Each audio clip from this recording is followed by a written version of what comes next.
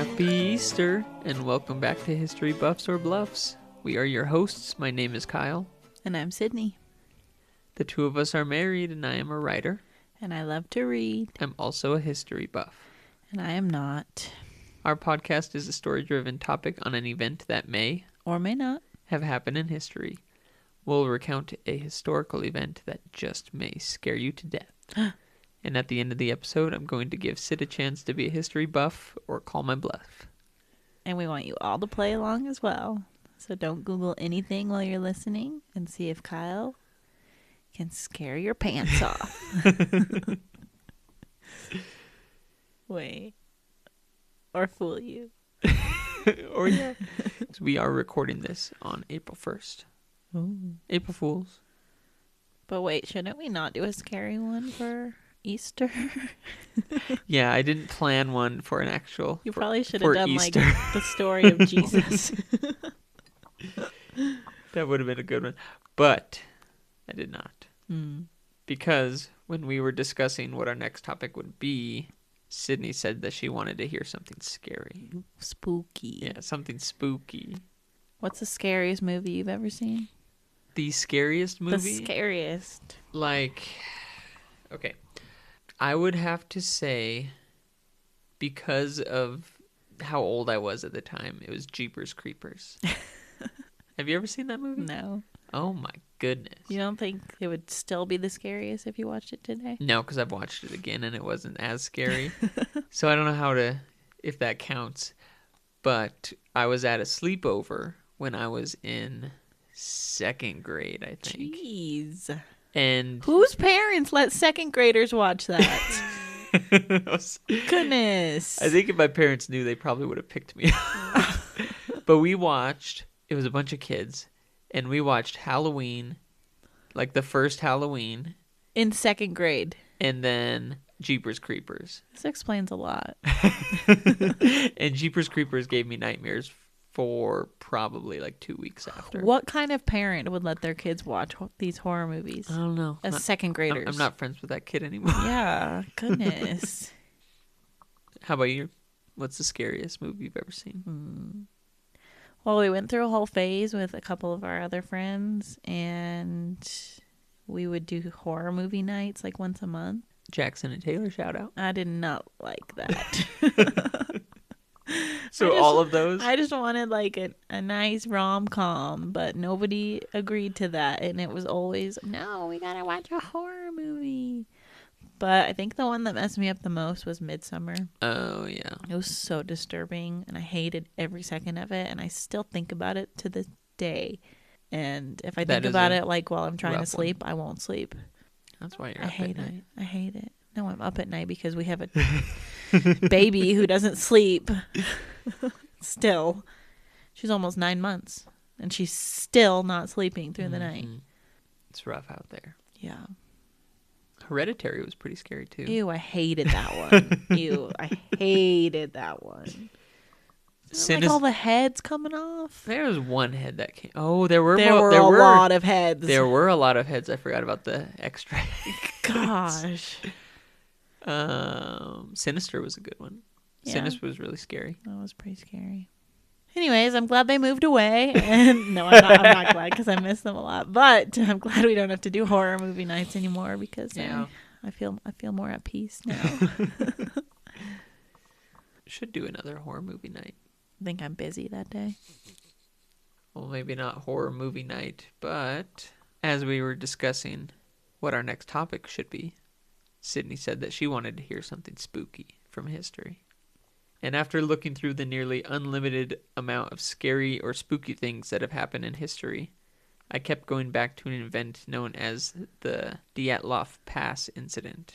Uh-huh. Do you remember that? Yeah. But we're not doing that one. We're not doing that, but this event is strangely similar to it.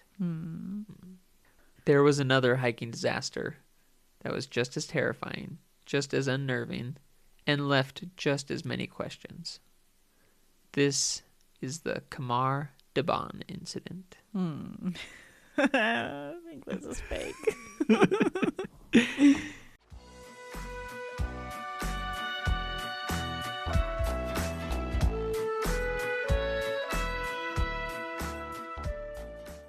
Hey, y'all. Hey. We wanted to take a quick break to promote another podcast. Look at us. We're promoting. I know. The podcast is called Buried in the Attic, Stories Grandma Never Told Us. And the host, her name is Lynette, and she is a genealogist and gravestone carer. And her podcast is about interesting stories she comes across in her genealogy research. And in the future, she will also be interviewing other genealogists, and they will share surprising, fascinating, and sometimes unsettling discoveries they've made in their genealogy journeys. Listen to this quick trailer for her podcast and give it a listen. I hope you like it. Welcome to Buried in the Attic, Stories Grandma Never Told Us. I'm your host, Lynette, and I'm a genealogist. Each month, I'll share stories I've stumbled across in my own research and interview other genealogists, both professional and amateur. We'll discuss surprising, fascinating, and sometimes unsettling discoveries we've made in our genealogy journeys. Things our family never told us. Things our family maybe never even knew. I'll even take submissions from you, the listeners. Today, you'll hear a sneak preview of what's to come. So follow me as we climb the stairs, open the door, and see what we find buried in the attic. In the early afternoon of August 24th, 1896, a man staggered out of a saloon in Chicago and collapsed in a nearby barn. His body was found a few hours later. Charles Sladek, a Bohemian immigrant, had committed suicide by drinking arsenic. At least, that was the official story.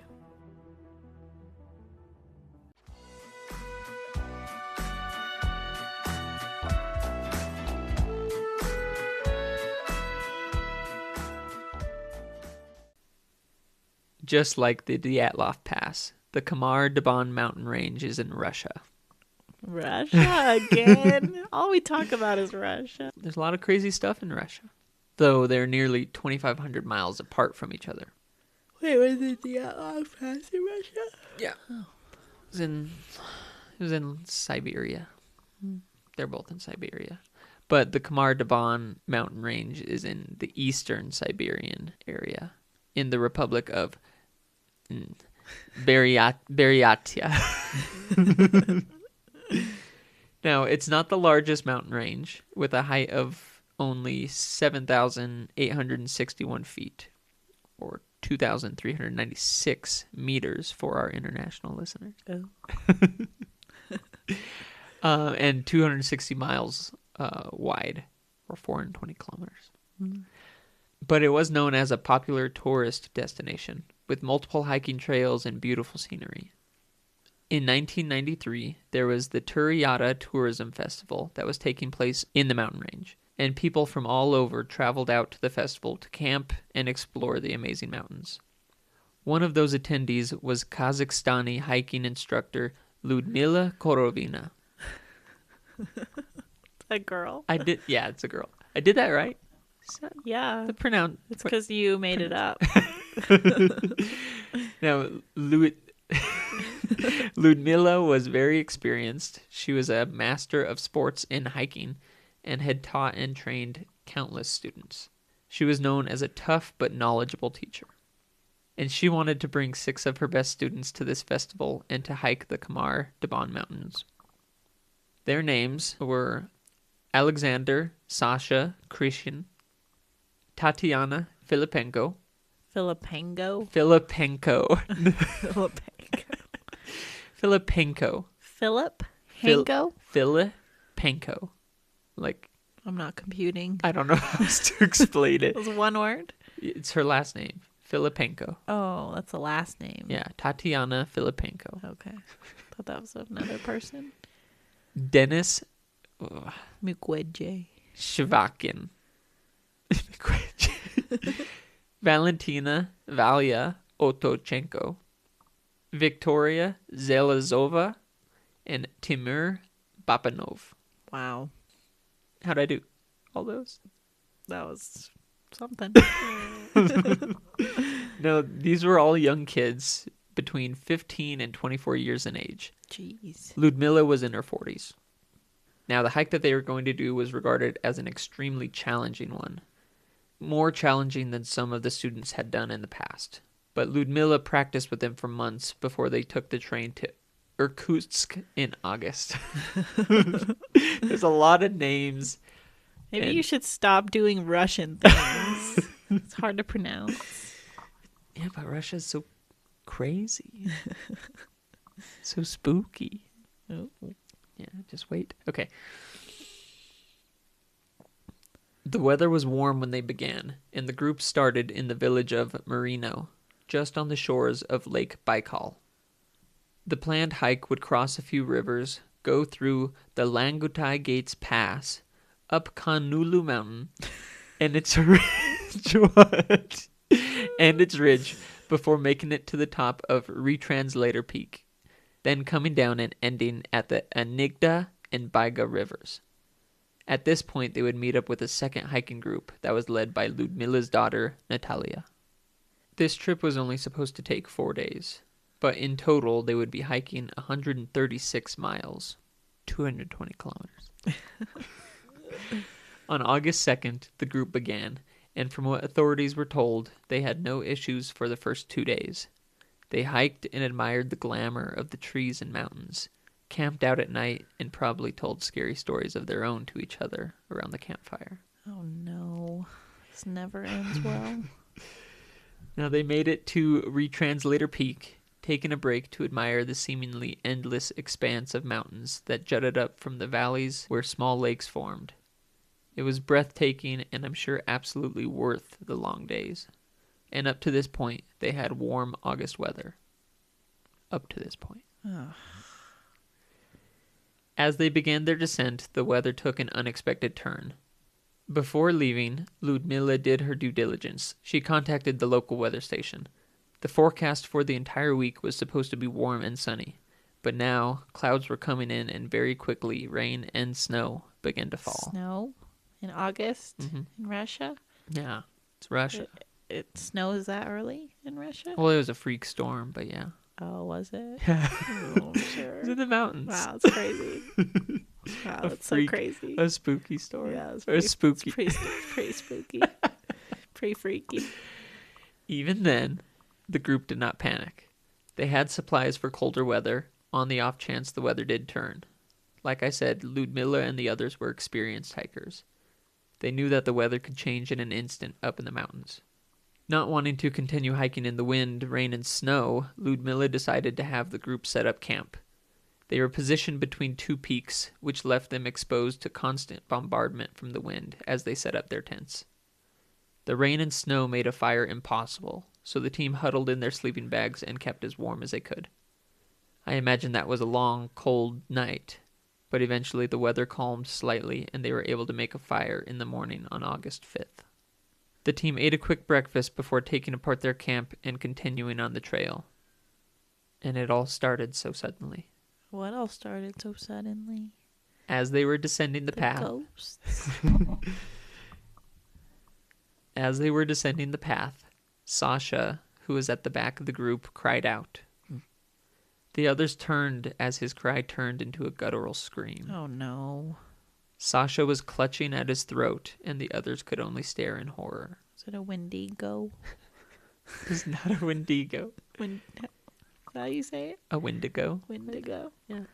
It was not. Was it a skinwalker? No. Blood seeped from Sasha's eyes and ears. Stop. And he was frothing at the mouth. Stop. He couldn't respond to calls from Lyudmila, and he eventually fell to the ground and convulsed. Lyudmila had known Sasha all his life. In fact, she had considered him a son. Aw, They were that close. that's sad. The leader rushed forward, bending down over Sasha's still body, desperately trying to revive him.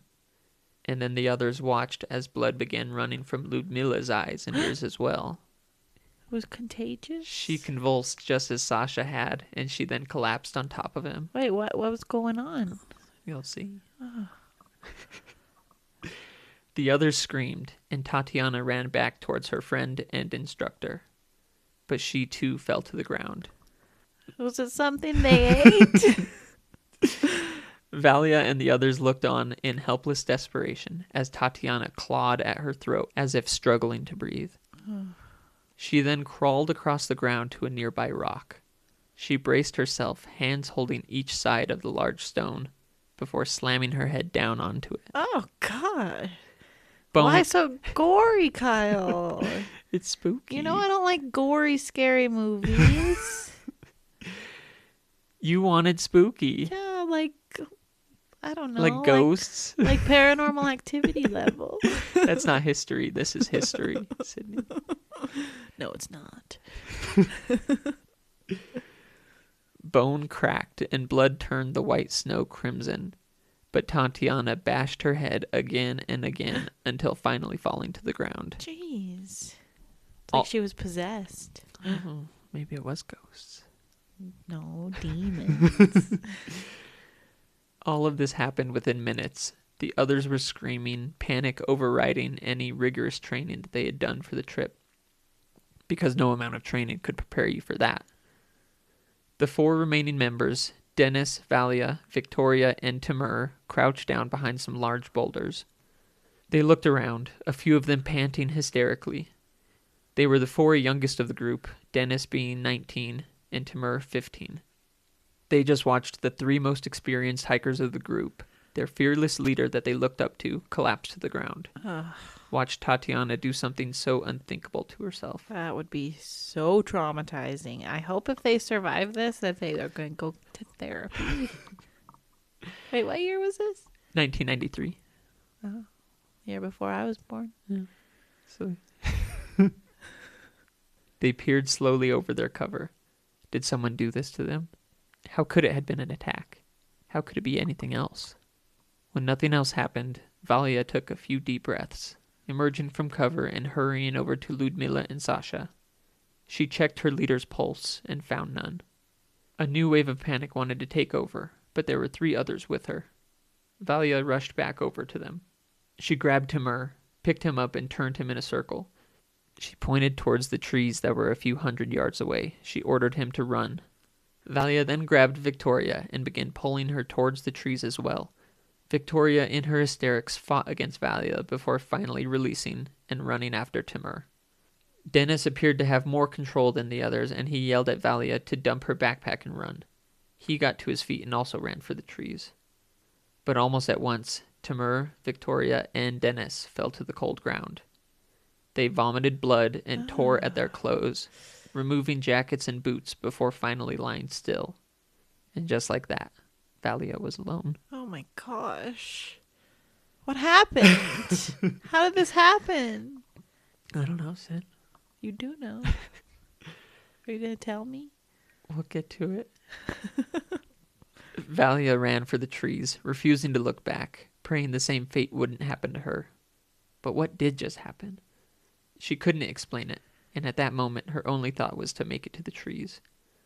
I imagine that run lasted a lifetime, but Valia did break the tree line, not stopping until the view of the slope her friends perished on was hidden from view. The shade and quiet of the trees helped to calm her, and Valia eventually stopped. She set up her tent, crawled into her sleeping bag, and fell into a deep, restless sleep. How is she sleeping? Probably just exhaustion, trauma dump, adrenaline. I mean, She probably just conked out. oh gosh. I don't think I would be able to sleep after that. When Valia woke, her rumbling stomach and shivering frame told her that she was in trouble. She needed to get off of this mountain.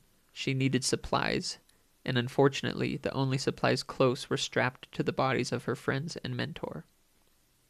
Was that a smart decision? Whatever affected the others could then affect her. As she stared at the meager fire she was able to start with the limited supplies with her, she knew that if she wanted to survive for another day, she needed to go back. Valia steadied herself, squared her shoulders, then slowly walked back up the trail. She returned to the crime scene. Was it a crime scene? She wasn't sure, but the bodies remained where they had fallen the day prior. Valia tentatively crept forward, cautiously bending down to look over her friends. They hadn't moved a muscle, Ugh. and Valia was positive now that they were dead. I could not look at that. She has to. The trauma. I hope she goes to therapy. She closed her eyes, took a deep breath, then pulled clothing, food, and anything else she believed was necessary for survival for the next few days. Lyudmila had a map in her backpack, so now Valia could attempt to find her way back down. She knew how to read a map, but the amount of snowfall that now blanketed the mountains around her made it nearly impossible to be able to make out landmarks. All she knew was that she did not want to stay on this mountain, so Valia returned to the tree line that had been her savior the night before. Valia walked for hours, searching for any signs of human life. It seemed she was completely alone on this dreadful mountain. But after what she believed had been her third time walking this path, Valia stopped. In the distance was an abandoned electricity relay tower. Finally, a sign of life, even if the sign was as alone as her. Ugh. Regardless, Valia took off in that direction. The snow and complete lack of a trail slowed her down, but Valia eventually reached the tower as the sun was setting. As she set up her camp, Valia began to wonder if search and rescue would be coming soon. They were supposed to meet up with Natalia's group, and once they missed their rendezvous, she knew Lyudmila's daughter would notify the authorities. But unfortunately, that never happened. What? Now What happened to the daughter? Nothing. The second group believed that Lyudmila's team simply got delayed from the weather. Okay, they should know better than that. Well, as experienced as Lyudmila and the students were, it didn't even cross Natalia's mind that something could have happened to them. And certainly not this. So they simply continued on the trail, believing that they would meet them back in town. So Valia was completely alone. How come it wasn't happening to the other group? I don't know. Why did it just hit? Was it something they ate? What was it, Kyle? What happened? We'll get to that. Hurry up. Valia crawled into her tent and again fell asleep in a shivering, sobbing heap. As the sun lit up the area around her, Valia realized that the tower she slept under was part of a larger row of towers that continued down the mountain. Even if they were abandoned, it was the best option she had, so she began walking, following the path of long-forgotten electrical towers. There was no actual trail, and the forest overgrowth made walking in a straight line nearly impossible, but Valia would not turn from the only option she had. She walked for a total of 4 days, setting up small camps at night, following the towers the entire way. At the end of the row of towers, as she broke through the trees, she saw the familiar peak of houses. Valia wanted to cry and shout for joy, but that quickly drained from her, as did most of her hope, when she realized that, much like the towers, this village was abandoned. Oh, no. There was no one here, not a single living soul besides her. I feel so bad for her. Yeah, me too. Valia nearly collapsed, but before she did so, she noticed a body of water behind the houses. Valia walked towards it, pulling out her map and trying to make sense of where she was. She wasn't entirely sure, but she knew that there were a lot of kayakers at the tourism festival. So she set up a camp at the river's edge, sure that if she stayed close, someone would drift by and see her. Now on August 9th, a group of Ukrainian kayakers were floating down the Shniezna River. Schnoz River. After the heavy, surprising storm, they finally had a warm day. The sun was out, and despite the bitterly cold water and wind, the sun felt nice on their faces as they paddled along. Coming around a bend, they noticed a brightly colored sleeping bag on the edge of the river. Then they saw a woman standing next to it. She appeared distraught, hysterically sobbing, but she managed to flag them down and tell them that she was the sole survivor of her hiking group. So she was saved. Uh-huh. You just stared at me like... Speechless. And despite explaining everything to the authorities, a search effort wasn't put together until the 24th of August. Jeez. Why so long? I don't know. Because you didn't think that far ahead?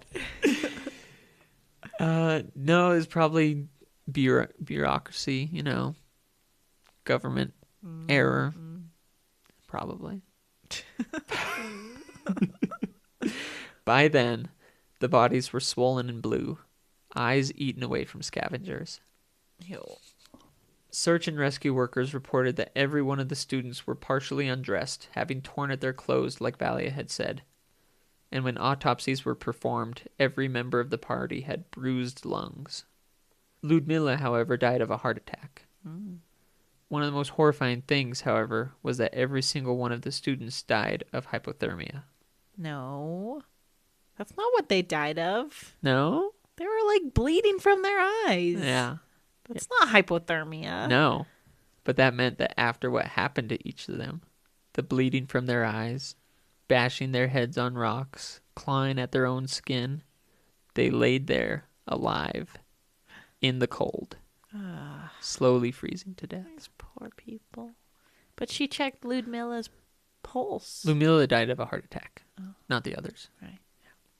Now, rumors abounded as to the cause of the Khamar-Daban Incident, and like the Dyatlov Pass, there isn't a clear answer as to what caused the team to break into a frenzy and collapse. There's no answer. After all that, I don't even know. Don't stare at me like that. You know, people say the scariest thing of all is the unknown. Oh my god. The unanswered. No, I'm just kidding. There are theories. Okay. What are the theories? Well, like the Dyatlov Pass, I don't know if you remember, but there were theories that there was a secret government experiment going on that the group stumbled upon, and they killed them for it. That was one of the rumors of the Dyatlov Pass. They believed that this could have been what happened as well, Valia being the only one to escape. You don't buy it? No. Another thought was that it was nerve agents, like chemical weapons that the Soviet Union had been like testing in the area. Because remember, 1993, the Soviet Union just disbanded. Yeah. Remember that from the ITOP. ITOP. Yep. And they did test chemical weapons in the Khamar-Daban region. So one of the theories is that they stumbled upon an area that had nerve agents in it. And the recent rain made it like come out of the ground. You don't buy that? I don't know. It could have been contamination or poisoning. That made their eyes bleed? I don't know about that. That seems like something else. Like a demon. Demon possession. Who knows? Or skinwalkers. But this one, the Lake Baikal, the big lake that's around that area, had a lot of like toxic dumping from like bigger corporations. So they could have filled their waters from downstream of that. And maybe that was part of it. Maybe. They could have also accidentally poisoned themselves with some mushrooms. Because Lyudmila was a forager, and she taught them to forage a lot. Gotcha. But she would know the difference. She would, but she should know the difference. She would, but her students might not. Yeah, but you would think she would be monitoring them. That's like true. what they're intaking and That's stuff. true. Or the government could not be lying, and it was hypothermia. Oh, yeah. Yeah. When pigs fly, I'll believe what the government says.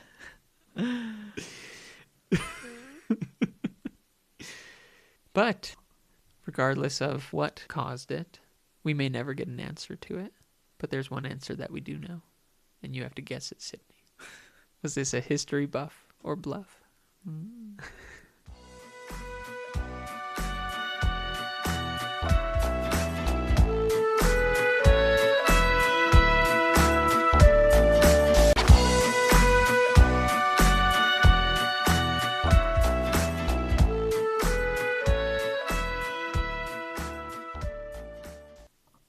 That was quite the story. spooky story. It sounded kind of from your head, though. It doesn't sound real. Was it spooky? And you kept saying, like, you kept telling me, man, I wish you didn't hear about the Dyatlov Pass because I really want to do an episode about that. So this is my way of doing. So I feel like this might be your way of like compensating for that and trying to tell a similar story. That's pretty creepy, but so yeah, I think you made it up. Final answer? Yeah. It was real. What? Are you kidding me? It sounded like a story that you wrote. Crazy, huh? I'm shook.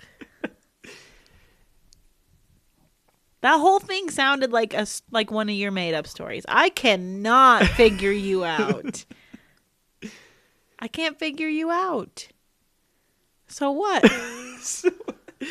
That's so... The whole thing was true? Yeah. Yeah. Now, here's an interesting little theory on what might have happened. I saw some people saying that it could have been either hypothermia, like because they were exposed to all that rain and snow. Okay, but how would that make their eyes bleed? That caused mass psychosis. So they all started kind of like the tearing of the clothes. That's a thing that happens. Like what is it called? Paradoxical undressing. Oh. When you're like going to freeze to death, when you're in like a life or death situation, hypothermia is like messing with your head and you think you're too hot. Oh. And then you take clothes off. That's why they started undressing. Could be. But like once Sasha collapsed and Lyudmila had a heart attack right after, they all could have just like freaked out and then just kind of going nuts. Or Valia could have had a distorted memory of the whole thing. It could have been like a false memory. I saw that theory. Like she could have woken up and they were all dead from hypothermia, from freezing, from being like stuck in the rain and snow that night. And to kind of like get her through it, her mind could have conjured up those false memories. Could have conjured up that. All of that. Bleeding from their eyeballs. I don't believe that. No. I don't think so, because one of the kayakers said that she had like blood on her clothes. And remember, she took some of the clothes from them. Yeah. So like there was blood. Obviously, by the time the search and rescue got there, it had been like a couple weeks. So they didn't know like what was blood from, bleeding from their eyes or bashing their head in, or if it was just like from scavengers or just from decomposition. Oh gosh. I honestly might lean more towards the nerve agent theory, because a lot of the symptoms are similar to what Valia reported, like bleeding, frothing at the mouth. It didn't say bleeding from the eyes. That was actually not a symptom. But the bruised lungs, they all had bruised lungs. Yeah. And then it said that's a symptom of it. What's a nerve agent? Like the chemical weapons that the government used. Jeez. And the theory that you laughed at when the water, like bringing it up from the ground, could have, that is like a real thing that could have caused it. Jeez. But yeah, unfortunately, they don't know what happened. But Valia was the sole survivor. How did she survive? I don't know. She was just more prepared than the others? I don't know. She could have been lucky. It could have been Sasha stepped in that stuff. No, because that doesn't make sense either, because Lyudmila went and touched, or not Lyudmila, Valia went and touched Lyudmila's body. Yeah. And she touched all of them because she like grabbed their supplies. That's weird. It's really weird. Mysterious. Mm-hmm.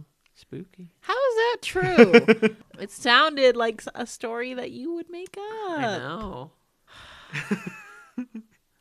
It's like you keep... I'm 6 and 3. Shut up. Wait, 6 and 4. 6 and 4 now. Don't try to give yourself points. Try to take your point. I just feel like the way that you tell the stories every week, the true and false ones, The way that you tell it changes. What do you mean? I don't know. It's hard to explain, but My false ones sound different. yeah. Oh. Well, I did make this one like really spooky and like. No, this was already spooky. I know, but I was like, my writing made it like I was like doing dramatic stuff. Oh, so did you make any of it up? No, I did not. The only thing that they don't know is what caused it. Yeah. But yeah, all those different theories. But yeah, all of those were her accounts, whether you think it was false memories or not. Wow. But yeah, that's what she said Poor happened. lady. I know. What's she up to today? Did she get to therapy? I don't know, but she doesn't take interviews. Oh, she I probably think- doesn't want to relive it. I think she was interviewed once, or maybe like someone caught her and was like, "Hey, do you have anything to say about it?" And because a lot of people were blaming Lyudmila for taking them out there. I was seeing that they were saying like they were inexperienced for the hike, and she, like I said, she was like a rough instructor. She was kind of harsh with some of her students, but she would never put people in danger, is what a lot of prior students had said. And Yeah. and Valia herself, she was like, it was not her fault. She says they got caught up in the weather. The weather affected them, and then all that happened. Dang. I feel bad for the survivor. Mhm. Could you imagine No, having to like relive that? it'd be terrifying. Think about that. But I thought I saw that she's married, kids. I could be wrong, but I thought that's what it said. She's living. She's trying to move on with her life. Wow. Mhm. That poor lady. No, Well, never going hiking again. just never go hiking in Russia because this is just bad. I just don't know if I'll ever plan to go to Russia. There's other things in Russia that we can talk about. Ooh. Future should we have episodes. Should we have a Russia series? Just every week do something from Russia? Could. I'd probably be here for a while. Yeah. Dang. That's intense. I know. And very sad. You wanted spooky. That was pretty spooky. Yeah. Where'd you hear about this? I think I first saw a YouTube video on it. Is a page. I'm just plugging him because I like the page. It's called Scary Interesting. It's just like creepy history events. Oh. So he's another history guy. But yeah, Scary Interesting on YouTube. I think it's on Spotify too, podcasts. But he does videos, no AI videos, Oh, and they're good. really good. That was scary and interesting. Yeah. When I heard about it, I was like, what the heck? When did you hear about it? I don't know. Like years ago, or like months ago, I or like days ago, or like No, it was probably like a year or two ago when I first saw that. Oh wow. Yeah. Dang. I probably watched it when I was up late feeding Noel or something. Just watching scary stuff in the middle of the night. Scary, interesting, yeah. Huh. What'd you think I was gonna guess? I wasn't sure.